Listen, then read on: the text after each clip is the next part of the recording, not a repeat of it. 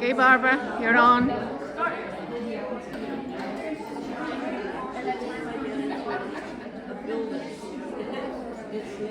night when I lay down, I can lay down, I'll be like just about losing off, and here comes the call. You're on. So I have to go get a night because that'll soothe the throat.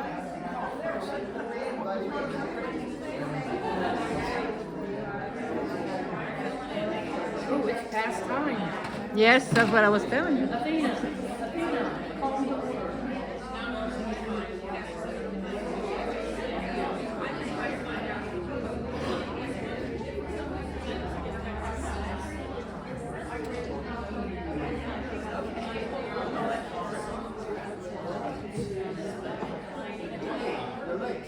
I know. I'm trying to work. Want me to do it? Good evening, everybody. Thank you for coming. Tonight we're going to talk about invasive species and how to eradicate them. And none of these are easy. The easiest one, probably these two here. But we'll talk about each species and why they're invasive, why they were brought here. Well, some, I don't know how they got here. The air potato just sort of showed up. Probably flew in. But anyway, I have 2 grasses, 2 vines, 1 shrub, and 2 trees. I didn't want to overpower because we only have a half hour. Now we have less than that because I'm late. But I want you to understand why these are invasive. And most of you will know these plants when I start talking about them, and you're like, I see that in Pine Ridge. I see that in Sugar Mill. Because the first one we're going to talk about, Kogan grass. This is called Kogan grass. It was brought in as fodder for zooed animals like zebra and elephants and water buffaloes and stuff. They didn't like it. Can you spell that? Kogan? Yeah. C-O-N-G-O-N? Yeah. So I spell it. But in the meantime, instead of checking it out with the cows, they planted fields and fields and fields of this in many states. And the cows looked at it and said, I'm not eating that either. So it's here now and nothing eats it. There's no bug. There's no anything that eats this. If you had a water buffalo, chances are they probably would. But I don't know anyone who has a water buffalo. So it's here, and it has no good reason, but it is aggressive. It will spread like crazy, very invasive. If you can mow it and keep it from getting into the perimeter of your property, it will make a good grass, but you're not going to want to walk on it in barefoot. You can walk on it in shoes, but a lot of people have this in their yards and don't even know it. They're like, oh yeah, it's behind my house. No, it's in your yard. You just don't know it because it's in with the other grasses. But the reason it's invasive is it gets a plume in the fall, and those seeds are gathered. And what's down in the fall when it gets cold up north? All our migratory birds. And they eat those seeds. The bird does not chew. They don't have teeth. They swallow all their food. It goes through a gizzard, but that doesn't break it apart. So when they release it from the other end, it is not only a seed that is out there now in a different location, but it's also fertilized and it has moisture. So it has the perfect start to germinate.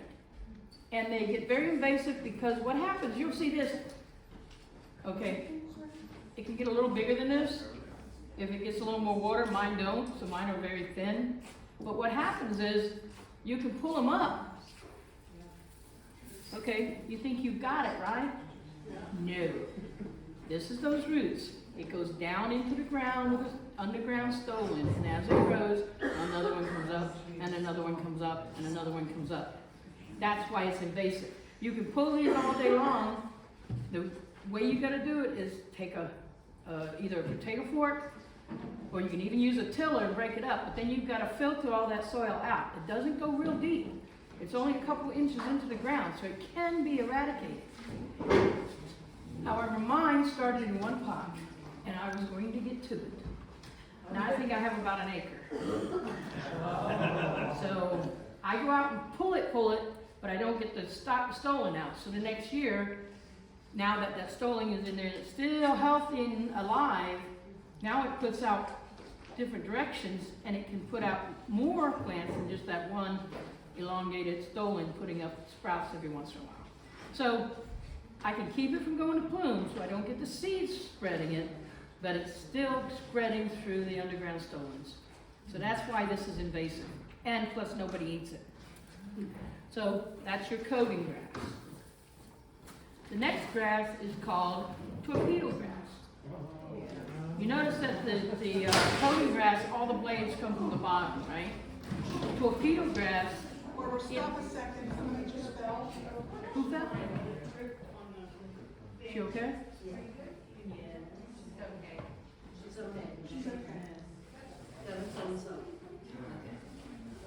The torpedo grass comes up and it puts out leaves all the way up the stem. And then it'll come up, you can mow this, it'll get a little broader at the base, but this part's under the ground. And it puts out stolons just like the coating grass, but what it also puts out is called the torpedo location. Under the ground, this was a stolon that came from another plant or went to another plant. I'm going to pass this part around. You'll see these little nut-like things here. But this is called a torpedo. When it gets to this point and it puts this little section out, then it goes crazy in all directions. You'll see the little growing buds in on those little tips.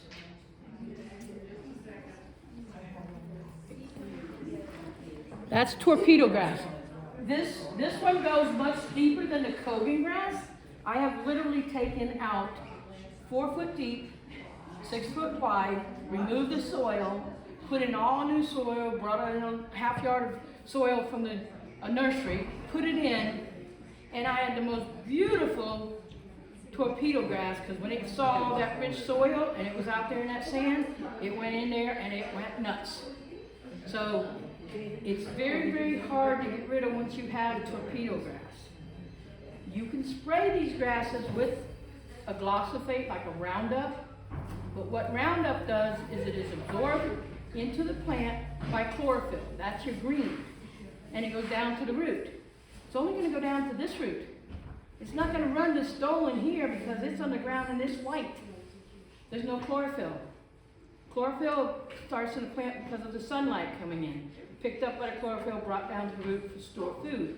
When you spray Roundup, it's absorbed into the chlorophyll, goes down to the root, but it doesn't run the stolon. So you would have to spray every place it comes up and hope the stolon dies off before it can sprout again. That's why it doesn't work. You can use it, but it's a waste of time and a lot of money. So pulling it up, digging it up, coating's a lot easier than torpedo grass. Torpedo grass can be sprayed, it'll die back under the ground, but that torpedo stays alive. Yes, ma'am. Can I cover it over with like a tarp for 6 months? Would that do anything? No. It might kill off the part that's green on top, Right. but it's going to do nothing for that torpedo because it lives on the dark anyway. It's very, very difficult.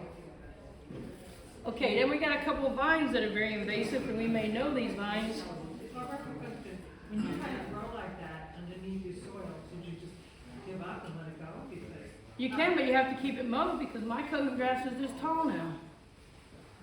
but what about the torpedo grass? Torpedo grass, it can grow, but what it does is it won't stay in your yard. It'll go into your beds, it'll go in everywhere. I had it go into a swimming pool. Went over the side of the pool, down in the pool, came up the other side and started on that side. So it can't be drowned or anything. It doesn't care what the soil is, dry, wet, or whatever. Yes, ma'am. Down in Southwest Florida, I had an issue with the torpedo grass, and it was on an area that had been cleared, and it was Right. just sandy, and there was nothing there. So I had a lot of the torpedo grass come up, and so I had all this problem trying to get rid of it. And I had an IFAS guy come, a local IFAS guy came out for some other issues, and he told me that the torpedo grass does not compete well. He said, so instead of trying to just you know. Get rid of the torpedo grass, Yeah. plant something that's more Plant aggressive. something else with it. So Maybe sunshine mimosa. Yeah, so what I did is I planted a number of things in there, and you know, for a while you get grass growing up in it, which is kind of ugly. Yeah. But eventually, the other stuff took over, and that went away. Well, so, okay, And so it took smother a it few out with years. something more aggressive. Yeah. That is not an invasive Right. species. Right, yeah. So, how many people know what this one is? Air potato. Air potato, you'll see it on the roadways. It can be up 30 feet into a tree. The higher it gets, the bigger the leaf gets. The leaves are heart-shaped. You can see that. Heart-shaped leaves. It has a center petiole. Instead of like most plants will have a midrib down the leaf, it has a center petiole where all the ribs come out of, see? So normally a plant would have a midrib and they would branch, the leaf veins would branch off of that. This has just the veins coming off of the center petiole, okay? Can be pulled out of trees very easily, even if it twines around the plants, it's not going to grab on like something like skunk pine, which we'll talk about in a minute. These can be pulled up very easily, but the control part, and there is a beetle out there. If you have holes in your leaves, chances are you have the beetle. They've been releasing beetles in the state of Florida that eat nothing but potato vine. So if you have holes, you're a lucky person. But if you don't watch out for what you got out there, you're going to get the yams or the potatoes. These are air potatoes. Not edible. Not edible. I'll pass one around. They're very, very rough. What they Get do those from under the ground because don't they also throw some air from the what? They grow from me. If these lay down, or if something eats it, if a squirrel eats it and breaks it apart, every part that was broken off and laid around that it didn't eat can grow. As long as it has one of these eyes on it. Wow. When you see it come around, it has eyes all around it. Hard.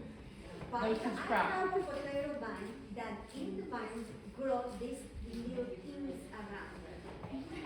They have potatoes underground, and then they also have them hanging. This is above ground. right. There's one under the ground. When you dig them up, try to pull that potato up. If it's not rotted off, chances are after the roots, the potato might rot off from where it grew from.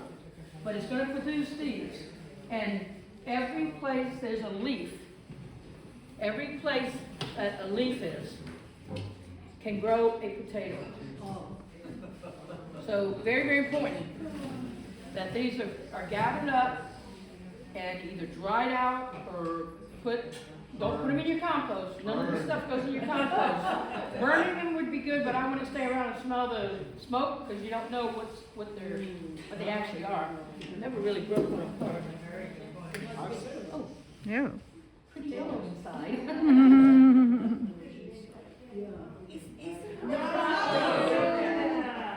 Actually, not bad. I know it's not poison. I won't do that to every plant up here because I have poisonous ones up here. Mashed potatoes Anyway. coming up. So that's the air potato. If you already have holes, of course it's going to be inactive right now because of winter. Insects don't do well in cold weather. They're more active when it's a warm weather. So if you have holes in your leaves, look for a little beetle, but don't spray. Never spray this. And if you try to spray any of these vines, they generally grow over another plant that you want. Yeah. So spraying Roundup is not going to really help you much unless you don't like the plant it's growing on. And it's going to kill this back, but if you don't get it out of the ground in the rooted area, it's coming back to that, or one of those potatoes laying around will grow. So, can be eradicated, but it's a constant year-round thing. You have to keep going by and pulling up the vine as it comes. Very easy to pull up. Doesn't root down real quick, real good. Unlike skunk vine. How many people don't have skunk vine? That might be the easy question. I don't know anyone in the Citrus County that don't have skunk vine. Skunk vine is very, very smelly for one. That's how it got its name. I know. It puts out runners. Then it comes up and it covers any plant in its area. You can pull it off the top, but every time you pull it off the top and you don't pull these roots out of the ground, this area is going to get bigger and bigger and bigger. And I've pulled, when I first started working for Ken, where I work now, I've eradicated skunk vine from his yard. I had to go into the neighbors to get a sample because I can't find any at the Ken's. I was pulling out roots, nodules on top of the ground that have rooted down as big as my fist. Wow. Because every time they would go in and cut it and pull it off, they never got rid of the root. Everywhere this thing lays down, it roots in the ground. You can pull this up, but if you leave any portion of this, like, okay, this is left in the ground, but there's a little bit of a plant here, this will sprout. So you literally I go down and I follow the vine and I cut way deep and pull it out, roots and all. Never leave those nodules on top of the ground because they will re-sprout. And don't leave this laying around because it will re-sprout before it dries up. And if it has nothing to grow on, it will grow into your lawn. And then you're walking out there and you're tripping on vines because eventually this runner, especially if it's in a lawn that's fertilized and watered on a regular basis, this is going to get bigger and bigger and bigger until it's going to be a trip hazard. So skunk vine is very difficult. Definitely don't let it cover your plants, but if you want to control it, it's the hands and knees and some sort of tool. You can use a trowel. I use a serrated knife. And the worst time of the year is when in the fall after it's flowered. It has a nice little flower during the late Beautiful summer, little flowers. but then it gets clusters of berries on it, and you've got to pull those down, make sure they don't sprout either. And when you're pulling them down, if they're already this color, if you can get them when they're green, they're better. They break apart, so you're scattering the seed as you're trying to control the seed. So better if you get them when they're green, or take the flowers off before they go to seed. So this is what your skunk vine seeds look like. And the flowers are very, very tiny. That's why in that cluster, that's just one little section. All those clusters came from that one little section of a plant, because a plant can have probably a couple hundred flowers on it when it blooms. Always at the ends, terminal growth, but when they cluster, the birds come in and eat them, the wind blows, the rains knock them down, you knock them down trying to clear them out. So to control this, pull the roots, don't let it go to seed. It can be done. I've done it. It took me 15 years, but I did it. Okay. Now one of our shrubs that's a beautiful shrub, nice green, bipinnated leaves. Actually, this might be bipommated, but it has multiple leaves on each tip. 5 to 6. Pretty green, kind of ruffled edges of the leaves, and beautiful berries. But every part of this plant, for one, other than being invasive, and birds are going to eat it and spread it, every part of this plant, leaves, stem, berries, and roots, is very poisonous. So do not touch this if you come up to look at the plants up close. Do not touch this one. I'm going to have to go wash my hands when I get done. So this is called Artemisia.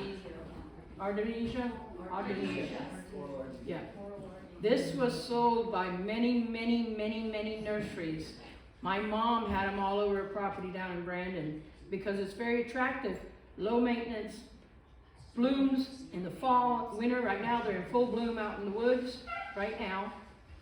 And the animals are going to come through, and if the cedar waxwings bird comes through, these are going everywhere. So very, very invasive by seed. It does not put out runners. You can do it by cuttings, but I don't know who would want to. But it's an understory. So you're going to see these about waist high underneath the edge of the trees. All these grow on the side of the roadway. They need sunlight. They don't grow in dense shade. This might grow a little better than the rest of them in dense shade. How many people know what this one is? The leaf is very, very fragrant. Camphor tree. Very invasive, but by seed only. And it's also one that we actually use in medicines, the camphorphenique, camphor rub, camphorphenique oils come from this tree. So it has a purpose, and it's always gonna be grown for municipal purposes, but it's not a good one to have. And it's a short-lived tree, and it gets stem borers, which will get in, maybe he'll come in here and this branch will turn brown. The tip borers, they only go to the new growth in the spring, like they do the red buds and the dogwoods. The tip borers. Reseeds a lot. Control the seedlings, you can control the tree. But there's millions of them, There are, because their seeds are very, very fertile. and they're prolific. Just like golden rain tree, which is another invasive species that if you have it, China berry and golden rain tree come up like hair on your head. So control the babies, you can control the plant. Not everyone's had. I just say that was short-lived. I had one in my yard in Floral City. It's number 9 in the state. It's 450 years old. Whoa. Wow. I wouldn't call How that many babies do short-lived. you have? 450. Camphor tree, yeah, it's 15. Well, they get a bacterial fungus. Disney had to remove a lot of them from Epcot because it got that fungus. So they had to come out. Huh? Give it the fungus? Question? So if you cut the larger tree off at the base and keep it cut, will it keep resprouting? Yes. And it'll give up eventually, but it'll take years and years and years. Okay. And as vigorous as this is, unless it gets cold, while it's down into a young form, before it gets big branches, it may get it because they're not cold tolerant. They can't take a freeze. Okay. You can get damaged. The camphor can be damaged by cold. Now, if you cut it and you didn't want to use poisons, could you pour salt on it? Would that kill it? You can put salt on it, usually rock salt. Okay. The old-fashioned way of kerosene, I don't suggest that because we don't want to put that down into our aquifer, but a type of oil might keep it from germinating as much. Okay. If you want to add a little bit of white vinegar to your salt and soap, just regular dish soap. Dish soap will act as a spreader sticker. The vinegar will stay on, it's going to change the pH and the plant's going to die off. Okay. You can control a lot of weeds like that, but it does not kill the root, just the surface where it lays. And then this one. In Pinellas County, this plant are 20 foot tall, all along our roadway, our waterways. What it does, it's called a Brazilian pepper. It gets bright red leaves, bright red berries like the Artemisia, and very, very invasive. Every seed just about germinates.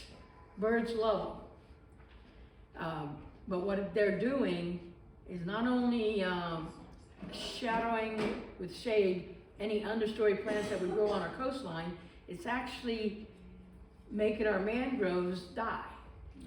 And the mangroves act as a nursery for baby fish before they go out to the ocean because they're too little to go out as babies. They have to grow up, so the roots of the mangrove, especially the red mangrove, which has the lateral protruding roots that go out from the plant and down, and then the black mangrove that the roots come up and look, they call it dead man's fingers because they're black and they look like fingers. That also acts as a nursery. But this plant is dispersing them. They're just not, they don't have room to grow.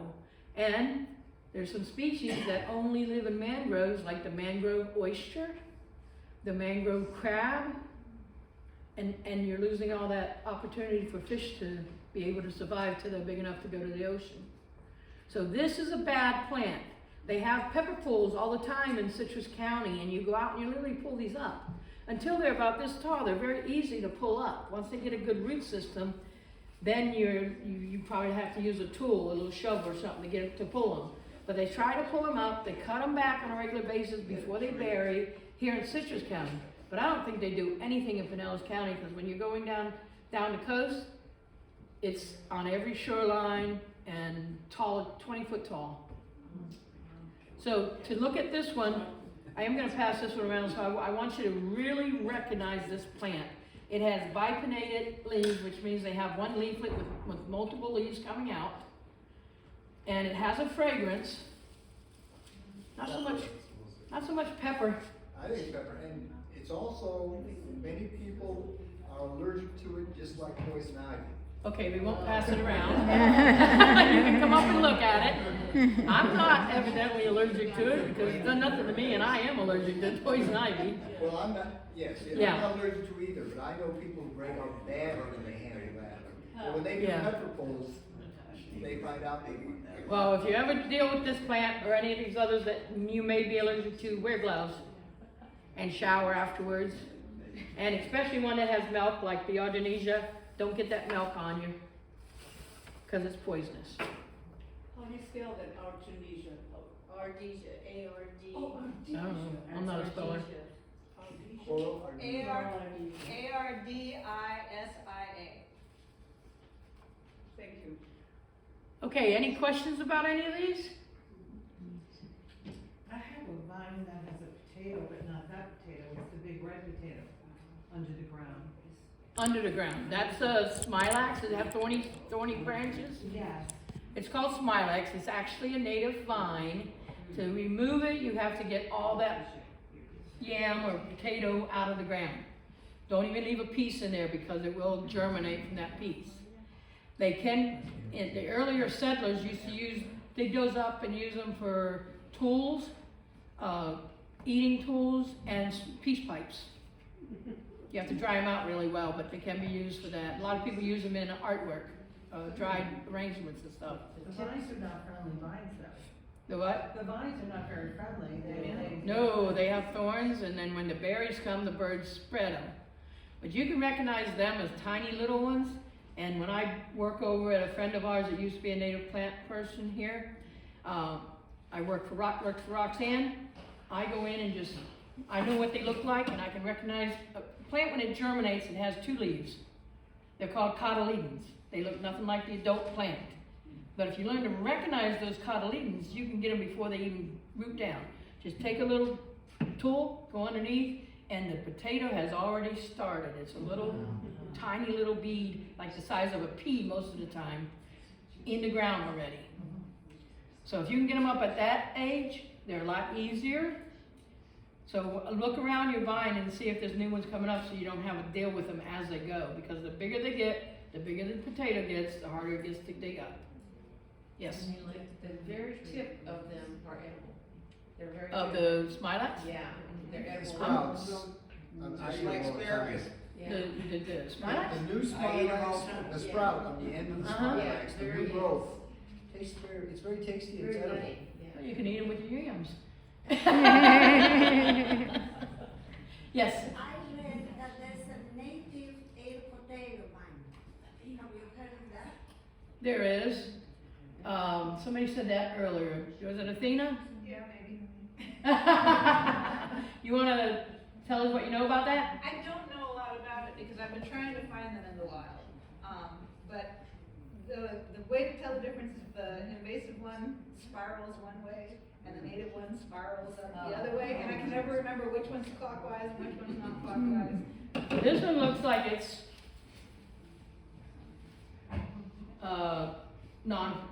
what's it? Counter. Non-clockwise. This one spirals to the left, so the other one must spiral clockwise. So non-clockwise is non-native. Non and non. I never really looked at it, but that one was spiral around that one, so I figured, why not?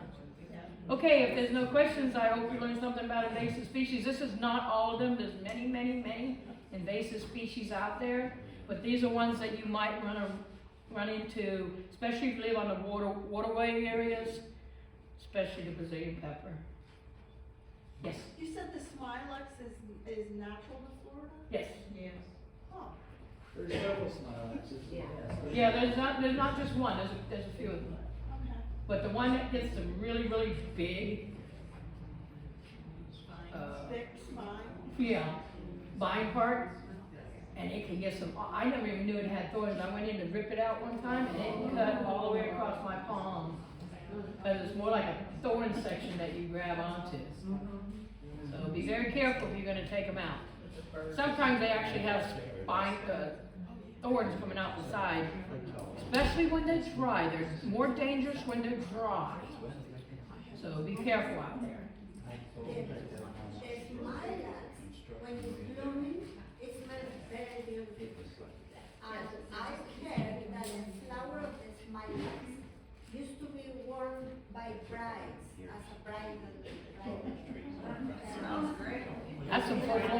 word.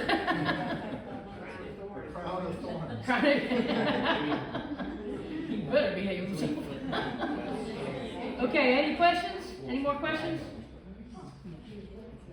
Well, that's it on invasive species for this year. Thank you.